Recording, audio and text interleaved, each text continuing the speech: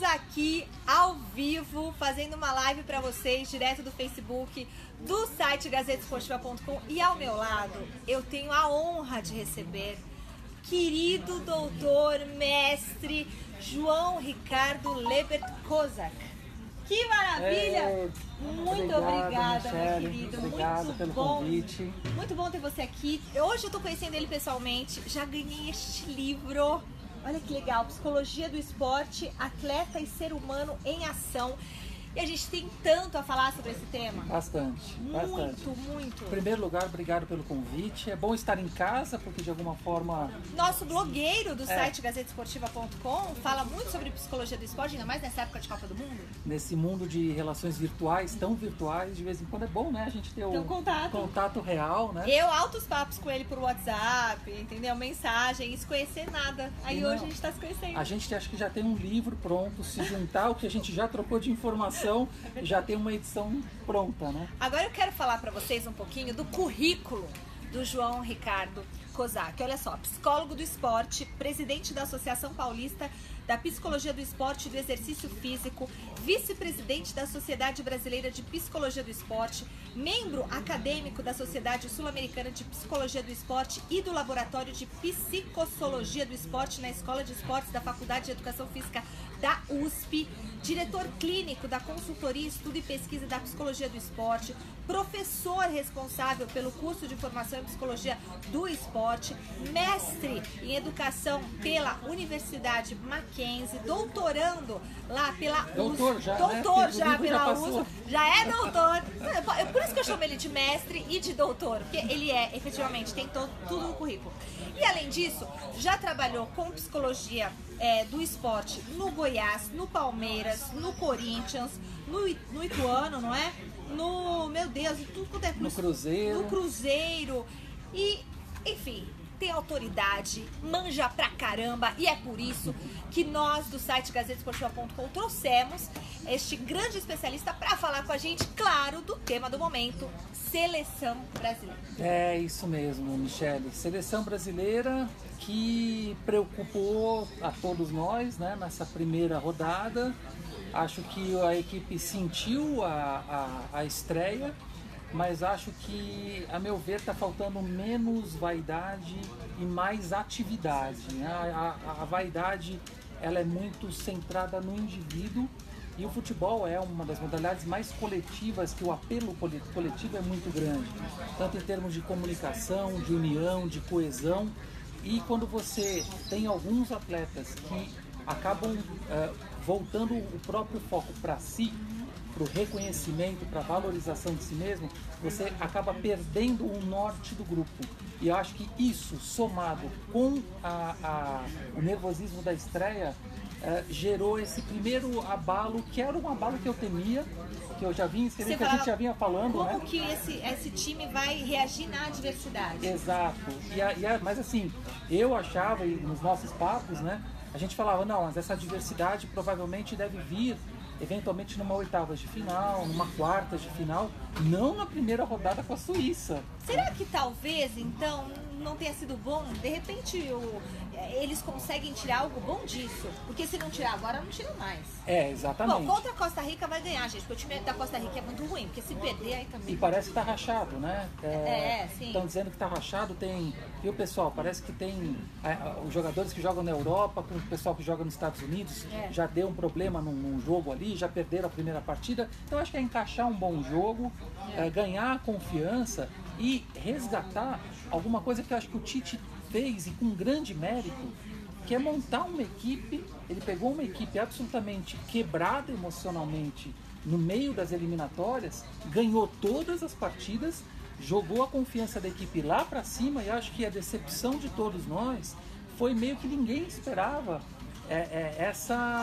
esse tropeço no primeiro dia porque pra gente da Copa, teve um saborzinho de derrota, porque o futebol também não foi um futebol vistoso, uma coisa que a gente falasse, pô, jogou bonito, jogou bem, foi pra frente, mas ok, empatou. Não, todo mundo ficou decepcionado com a atuação do Neymar, do Marcelo, do Alisson, enfim, né, de diversas peças ali. Eu senti ali que foi meio que um naufrágio coletivo, sabe? Eu não vi Danilo, não vi o Gabriel Jesus, não vi o William, todos esses jogadores que você citou. Cadê? Quer dizer, não tava, né? E na parte técnica a gente observou muito a questão do Neymar tentando resolver sozinho, o Neymar do PSG, e a gente gostaria muito de ver um Neymar do Barcelona que pega a bola, que toca, e ele tem interlocutores para isso. Ele tem o Felipe Coutinho, ele tem o Gabriel Jesus, ele tem jogadores que pensam rápido e que podem fazer triangulações, lembrando um pouco o Barcelona, né? Olha lá, gente, põe esse vídeo para a seleção assistir. Eu acho que precisa o Neymar, a gente precisa do Neymar, o Neymar do Barça, não o Neymar do PSG, que é meio que o dono do time. Aquela coisa, gente, vamos combinar, de colocar a bola no pé e ficar olhando para o adversário, olhando a bola pro pé, chamando o que ele quer. Fazendo aquilo assim? Pois é, quer dizer, é uma provocação que não cabe numa Copa. Eu acho que não cabe mais no futebol isso. Acho que o futebol já é objetivo o suficiente para parar com esse tipo de firula. E acho que a ideia do Neymar era tentar provocar o cartão amarelo nos jogadores adversários e eventualmente expulsar para facilitar o trabalho.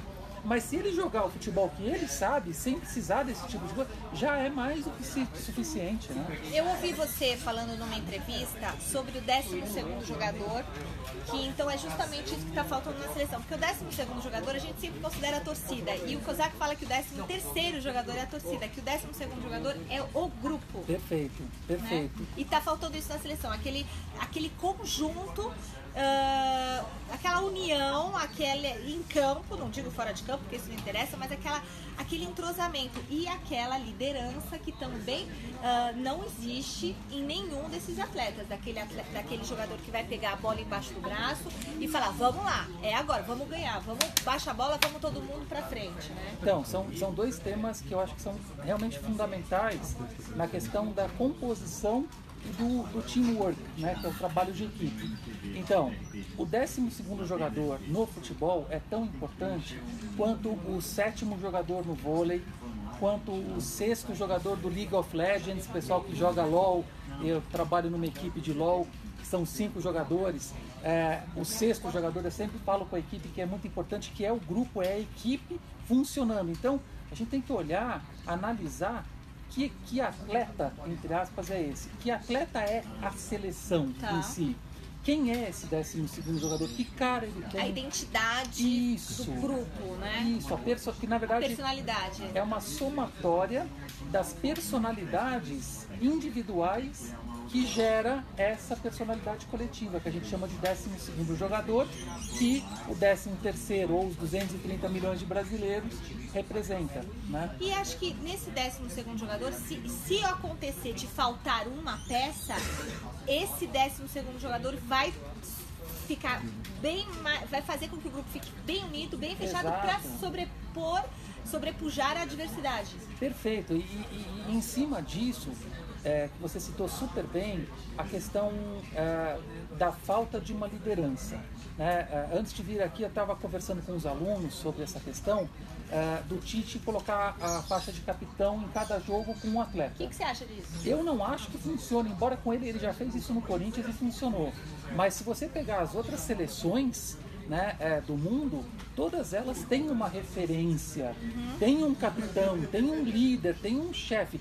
Gente, vamos lá, se a gente pegar os títulos que nós conquistamos de Copa do Mundo, eu não estava aqui em 58, 62, nem você, mas se a gente pegar os mais recentes, né, lembrando do Cafu, a Copa do Mundo inteira de 2002, Dunga também. O Dunga, super capitão. A gente tem referências muito fortes e é necessária essa referência no momento de adversidade, como a gente vinha falando no começo do papo, emergir uma referência comportamental dentro de campo é fundamental, e é fundamental que esse indivíduo ele entre com a equipe e a equipe conte com ele ali.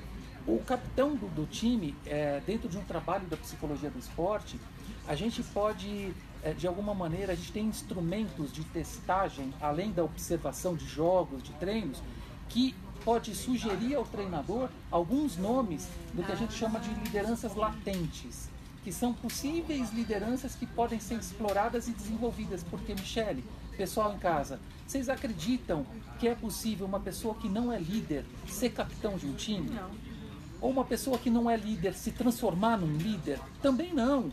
Ou seja, tem que ter a semente da liderança. Olha, né? o Daniel da Togueia fala: o chefe já é o técnico e acho bom o revezamento para dividir a responsabilidade. O que você acha disso? Ô Daniel, o chefe é o técnico. Fora de campo. Fora de campo, E dentro? exato. E, pois é, quem é que vai nos representar dentro de campo? A hora que a casa cair, quem é, como a Michele falou, quem é o jogador que vai pegar a bola e pôr debaixo do braço e falar assim, vamos porque a gente pode, vamos, sabe, a representação da confiança, a representação da solidez comportamental, quem é? A gente não tem. E o meu medo, o meu temor, como a Michele falou, desde o início dessa Copa, é que nessa trajetória de 20, 21 jogos que o Tite ganhou, 16, 17, nós não vivemos uma diversidade.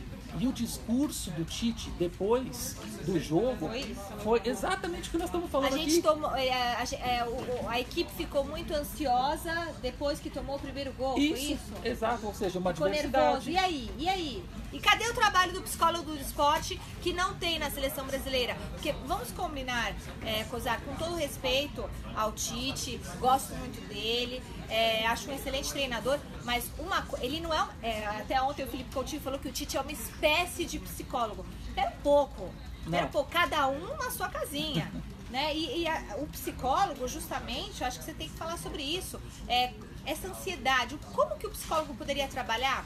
Duas coisas: a ansiedade após tomar um gol e o trauma do 7-1, que você já falou sobre isso, que o trauma a gente tem que digerir esse trauma, entender esse trauma, lidar com esse trauma. Então assim, são duas coisas.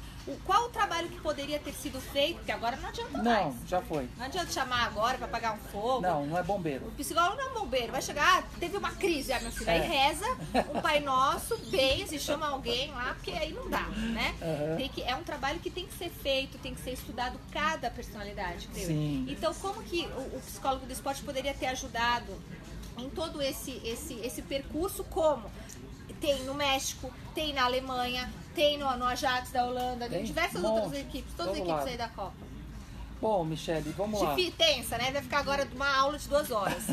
Eu vou tentar resumir. Pergunta um pouco complexa. O que você faria nos últimos 4 anos? Pessoal, que a Michele me convida é quase para defender uma tese de doutorado. Tá aqui bem, na frente. Simples, entendeu? Ela seria uma ótima examinadora de banca, perguntas excelentes. O que eu posso dizer para vocês é o seguinte, vamos lá. Primeiro, na diversidade, como foi na partida contra a Suíça, que eu confesso para você que eu esperava uma diversidade nas oitavas, nas quartas, na semi, não na primeira partida da Copa do Mundo. Tá bom, aconteceu. Quando ocorre uma diversidade, você tem um trabalho psicológico prévio, já se estabelece critérios de reação coletiva, individual e coletiva, para que o grupo não sinta tanto esse baque.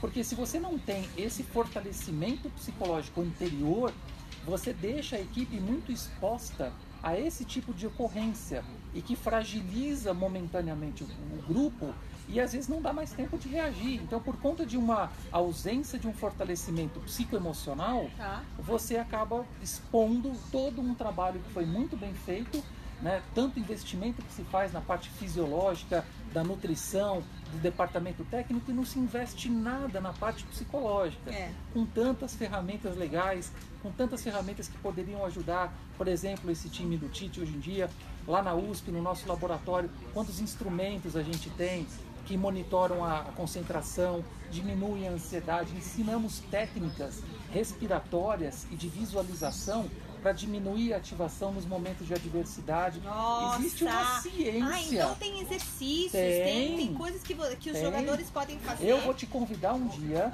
pessoal, convite público, tá? Tô convidando a Michele. Quero muito aprender. Para ir no nosso laboratório de psicossociologia do esporte da USP, para ela aprender, para ela ver que instrumentos que existem, que a Alemanha usa, Estados Unidos usa, boa parte da Europa usa, não só no futebol, mas no tênis, na NBA, em várias outras modalidades, e que aqui no Brasil a gente já tem, mas o pessoal continua achando, viu, Michele, que psicólogo é bombeiro, que psicólogo é pronto-socorro. Que psicólogo, assim, que o jogador vai sentar lá, vai reclamar um pouco, e o psicólogo vai virar e falar, não, calma, não é assim. É isso que eles acham que seja isso? Pois é, outro dia eu vi um colega nosso, infelizmente, falando, né? Que não precisa de psicólogo, porque o Tite é psicólogo, meio que reforçando o que o Felipe Coutinho falou, mas que até que seria bom ter um psicólogo lá, porque qualquer coisa, como assim, gente? Qualquer coisa o cara vai lá dar uma injeção, qualquer coisa ele vai lá e fala alguma coisa. Eu fico pensando, que noção de psicologia é essa, meu povo? Que você faz um jogador como o Felipe Coutinho, e na verdade o Felipe Coutinho, ele já trabalhou com muitos psicólogos bons no Vasco da Gama, gente de primeira linha, tanto na Europa como aqui no Brasil. Então eu acho que de alguma forma ele sabe o que é o trabalho do psicólogo, e de alguma forma eu acho que ele demonstra até o desejo que esse trabalho realmente existisse lá, quando ele vê o Tite tentando de alguma maneira mostrar tranquilidade, mostrar serenidade, equilíbrio. Mas não é ele que tem que fazer isso. Acho que isso não é fazer o trabalho psicológico. Isso é você tentar administrativamente controlar o clima emocional do grupo.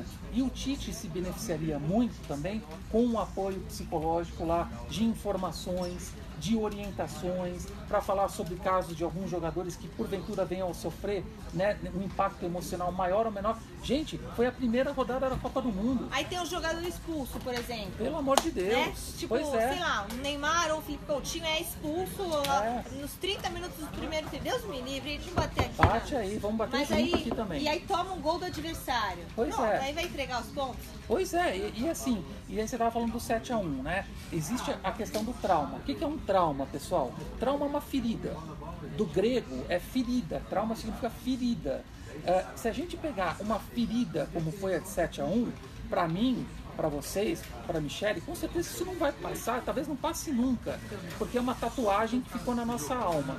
Agora, como é que o ser humano reage diante de um trauma? Ele reage ou com medo, ou com raiva, ou com fuga.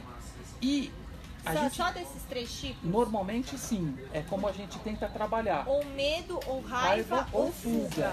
Nossa, então é melhor ter raiva. Será? Olha que interessante, a gente vê a população, tem gente com raiva, tem gente com fuga que não quer saber quer ver, vai sair. E tem gente no medo de assim, será que vai acontecer de novo? Será que... Quando eu tava assistindo o jogo contra a Suíça, tava 1-0, acabou o primeiro tempo, começou a me dar a sensação do 7-1. Eu achei que eu não ia nem lembrava. A sensação, né? A sensação que eu falei, meu Deus, eu passei mal naquele 7-1. E aí eu falei, eu tô sentindo de novo. Aí eu pensei, se eu, que estou vendo pela TV, estou sentindo isso, imagina quem tá lá no campo. Eles mesmos, os próprios jogadores. Então, catástrofe. Por isso que eu achava importante. Bom, então aí ou lida com medo, ou raiva, ou fuga. Isso é a população. Isso é a população. A gente tem medo que aconteça, ou ataca o objeto, ataca a seleção, né? Ou quero saber dessa seleção. Copa não quero saber, Copa não serve para nada. Então, são três reações diante do trauma. É verdade, conheço tudo né? isso. Psicologicamente. E o jogador? O jogador, você comentou, até tinha anotado aqui uma coisa que eu achei interessante, acho que até para nossa vida, né, do trauma, você falou o seguinte, aceitar e não negar que houve esse trauma, é um passo. Sem dúvida. E o jogador, ele vai ter que lidar, ele não vai poder ter medo, ele não vai poder sair correndo no campo, e ele não vai poder ter raiva de bater no adversário, dar um soco na cara. E como que ele vai ter que agir, então? Eu acho que o jogador... Tem que ter equilíbrio. Tem que ter equilíbrio. E eu me lembro uma coisa que o Muricy falou, uma semana depois daquele 7-1, ele falou assim, se a gente tivesse uma instituição séria no futebol brasileiro, eles parariam todos os campeonatos. Nós tomamos de 7 numa semifinal na nossa casa. No Mineirão. Tomamos de 7. Fecha o futebol 30 dias, dinheiro não vai faltar para a CBF. Vai para um resort, chama os principais treinadores, as principais pessoas do futebol brasileiro, do passado, do presente, eventualmente do futuro. Vamos colocar todo mundo no resort e entender, Michele, pelo amor de Deus. Não, o presidente da CBF, que hoje está preso, veio a público dizer que aquilo lá foi um apagão. né? Justifica falando que foi um apagão, gente. Um apagão. O Dante, que estava no banco, falou que foi uma fatalidade. Não pode encarar como isso, porque senão o futebol nunca vai evoluir. Não vai evoluir, você fica atribuindo ao acaso uma coisa que a gente sabe que é estrutural do futebol brasileiro. A questão da psicologia do esporte, ela é apenas mais um fator de atraso do nosso futebol. A parte administrativa é uma delas. Não faz muito tempo que não tinha a nutrição do esporte. A nutrição do esporte, sei lá, tem 20, 25 anos. Antigamente, eu lembro o Parreira falando, acumulava-se cargos. O treinador era preparador físico. A nutrição não tinha, era a tia do feijão preto. Era feijão preto com farofa, com arroz. Então, assim, hoje em dia, a gente tem a ciência a favor do atleta. Só que a parte mental ainda está separada da parte física. E eu realmente não entendo e acho, viu, Michele e amigos, que a questão da psicologia, de alguma maneira, tem esse preconceito, não só no esporte, mas no campo social. Sabe aquela coisa de que assim, nossa, a pessoa está tão mal, quem sabe que ela fazer uma terapia ajuda? Não, a pessoa está bem e ela está fazendo terapia porque ela quer se conhecer melhor, porque ela quer prevenir futuras doenças, futuros mal-estar, ela quer se conhecer, ela quer interagir melhor com o mundo. A gente, Michele, vive ainda numa sociedade muito mais corretiva do que preventiva. E no futebol é só mais um exemplo. Gente, impressionante, impressionante. Ó, eu quero... O quê? Vamos fazer uns comentários. Vou ler aqui os comentários, ó, que o Vinícius tá mandando. Ó, tem o José Carlos Lima aqui com a gente, Sérgio Ramos, Franklin Figueiredo, manda o Neymar de volta para Paris, Leandro Machado, raça e toque rápido, triangulações rápidas, muito mimimi, fala que tem na seleção. Rinaldo Félix da Costa, da Zona Norte, corintiano. Leandro Trindade falou que o Neymar vai afundar a seleção pela segunda vez consecutiva. Leandro Machado, falta liderança. O Daniel, que eu já falei. Luan Fernando, Rodrigo Peral Lula, muita gente escrevendo pra gente, né? O Thomas Davidson, o que precisa mudar? O professor doutor mestre aqui, Kozak, já falou pra gente. José Ginean, muita gente comentando aqui. Faz a sua pergunta aqui pro Kozak que eu vou ler agora, tá? Pode fazer a sua pergunta. O que você acha do trabalho da seleção brasileira? E agora eu já faço uma pergunta. O Tite liberou os atletas para levarem a família para lá. Você acha que levar a família é bom?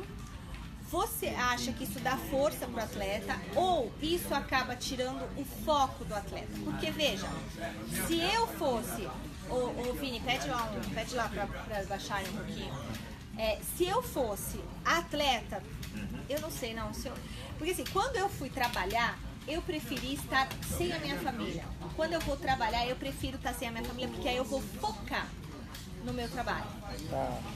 Mas ao mesmo tempo, a minha família, minha mãe, meu marido, eles me dão conselhos muito bons. Então, talvez tenha um lado bom também. O que você acha disso, de ter a família junto? Eu também não sei se isso não foi uma técnica ou uma tática para os jogadores não ficarem saindo, indo passear lá na casa das primas, que tem bastante lá na Rússia. Então, assim, não sei o que... Mas eu queria saber a sua opinião aí. As primas... Enquanto isso, vocês fazem perguntas aqui pro Kozak que eu vou fazer para ele, tá? Eu acho, assim, super bem colocado, Michele. E até essa ideia que eu não tinha pensado, confesso para você, de repente dar uma segurada na molecada para não ir visitar as primas, talvez seja uma estratégia, né? Vamos dizer assim. Estratégia. Mas falando sobre a família em si, eu vejo com bons olhos. Existe uma tendência institucional no esporte brasileiro de trazer um pouco mais as famílias para perto dos atletas, para perto das instituições. Então, eu já trabalhei em alguns times de futebol em que, de repente, naquela semana se abria na concentração um momento para a família vir jantar com os jogadores, passar algumas horas e depois eles vão embora. Então, eu acho que é acertada essa ideia, porque tem algumas coisas que você não vai falar com o teu colega, você não vai falar com o treinador, mas você vai falar com o teu pai, com a tua mãe. E são garotos, né? E são garotos, e se a gente for, Michele, estudar a fundo a parte social, o desenvolvimento socioafetivo desses meninos, muitas vezes a ausência da família, a base. Pesa. Então, de repente, a mãe está ali, o pai está ali, parece que não é essas coisas, mas é muito importante, às vezes aquelas horas que ele vai falar assim, ai mãe, eu tô sentindo isso, pai, tá difícil isso e tal. Não deixa de ser um momento catártico, né? Para ele desabafar algumas coisas e de alguma maneira se poupar, não fazer grandes bobagens, estar com a família, depois volta para a concentração.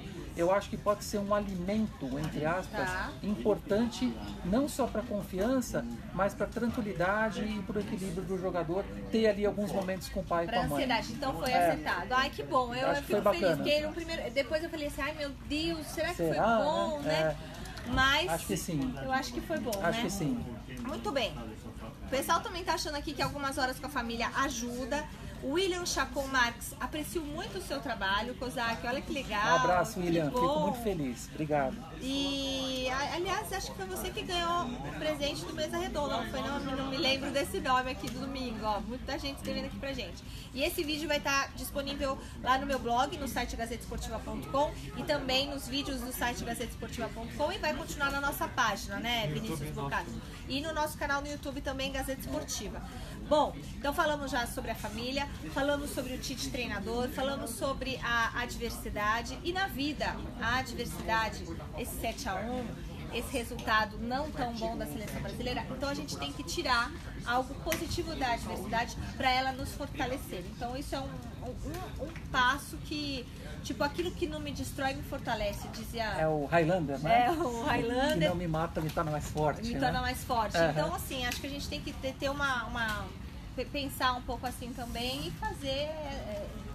eu acho, Michele, que essa questão da terra, que os jogadores de futebol falam de terra arrasada, né? Essas expressões chaves de futebol.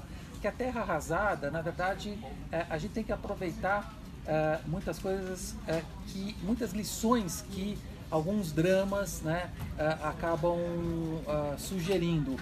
E não simplesmente falar, como foi o 7-1, que houve um apagão ou que foi uma fatalidade. Eu acho que a gente tem que aprender com os erros. E o futebol brasileiro já poderia estar num nível de desenvolvimento estratosférico, a meu ver, se não fosse algumas administrações pífias, se não fosse o futebol. Outro dia eu estava assistindo Mesa, não me lembro se foi o Flávio ou Vanderlei, algum colega comentou que aqui a gente tem a quarta linhagem do futebol mundial. A primeira é de brasileiros na Europa A, Itália, Inglaterra, Alemanha, Espanha, etc. Depois a gente tem a segunda linhagem, que é a Europa B, que é a Ucrânia, a Rússia e etc. Abastece tudo isso. Tudo isso. A terceira linhagem, Oriente e Estados Unidos. E a quarta linhagem, basta a gente ligar a televisão quarta-feira à noite na televisão.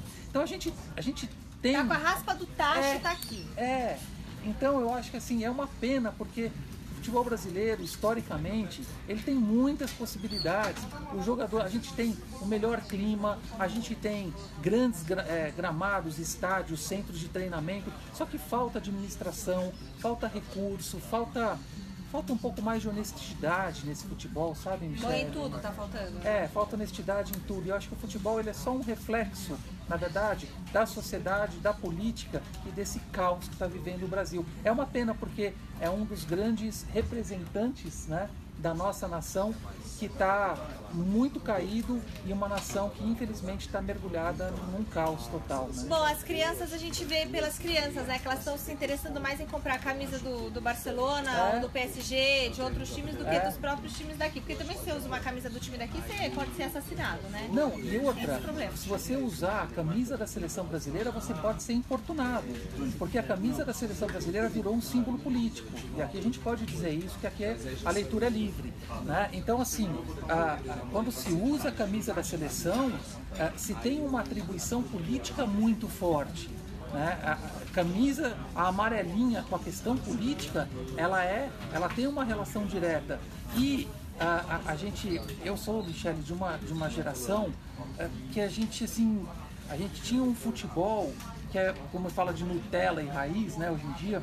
Era um futebol mais raiz, era um futebol mais viril, mas não no sentido de violência, mas no sentido de legitimidade, sabe? Tinha menos brincos e menos tatuagens, menos colares de pérolas, e tinha mais chuteira dura, sabe? Tinha mais virilidade no melhor sentido da palavra, tinha força, tinha tinha competência, tinha comportamento de tendência competitiva, de grupo, de equipe. Hoje o que você vê é um conjunto de comportamentos individuais e que dentro de um futebol eminentemente defensivo, como é o Mundial hoje em dia, fica chato. Você vê, por exemplo, um Neymar pegando uma bola no meio de 7 jogadores da Suíça e querendo driblar todo mundo e tomando pancada atrás do outro. Então assim, o futebol, Michele, tá chato. É verdade. Bom, doutor, muito obrigada pela sua participação. Prazer. Eu quero saber, assim, tem alguma última mensagem que você queira passar? Não vou pedir para você resumir tudo que a gente falou, mas assim, de repente alguma coisa que a gente deixou de falar que você acha legal a gente também destacar aqui no nosso papo? Eu gostaria, assim, primeiro te agradecer pelo carinho, pelo convite, é uma delícia. Espero que a gente possa conversar mais com o pessoal. Muitas vezes. Né? E eu gostaria de lembrar, a gente falou do trauma, eu gostaria de lembrar o saudoso Nelson Rodrigues, né? Colega jornalista, dramaturgo, saudoso. O anjo pornográfico. O anjo pornográfico, né? Nelson Rodrigues, quando a gente perdeu aquela Copa de 50 para o Uruguai, jogando pelo empate, em que a seleção comemorou com o presidente da República, na noite anterior tomaram champanhe, brindaram o título, entraram, porque na época eram 2 grupos e os primeiros faziam a final do campeonato, não tinha essa sequência de quarta, semifinal. A gente jogava pelo empate, fizemos 1-0 e tomamos 2-1. No dia seguinte, no Jornal do Brasil, o Nelson Rodrigues, isso nós estamos falando em 1950, portanto quase 70 anos atrás, o Nelson Rodrigues disse: se tivéssemos no Maracanã, no túnel do Maracanã, naquela fatídica tarde de 1950, o Freud fazendo uma alusão aos aspectos psicológicos, talvez aquela catástrofe tivesse sido evitada, porque o jogador brasileiro, ele disse, isso está no livro A Sombra das Chuteiras Imortais, o qual eu recomendo, galera da bola, A Sombra das Chuteiras Imortais, leitura obrigatória. Ele disse: o jogador brasileiro é um pobre ser em crise, não adianta termos atletas em corpos de aço e à base de barro. Isso.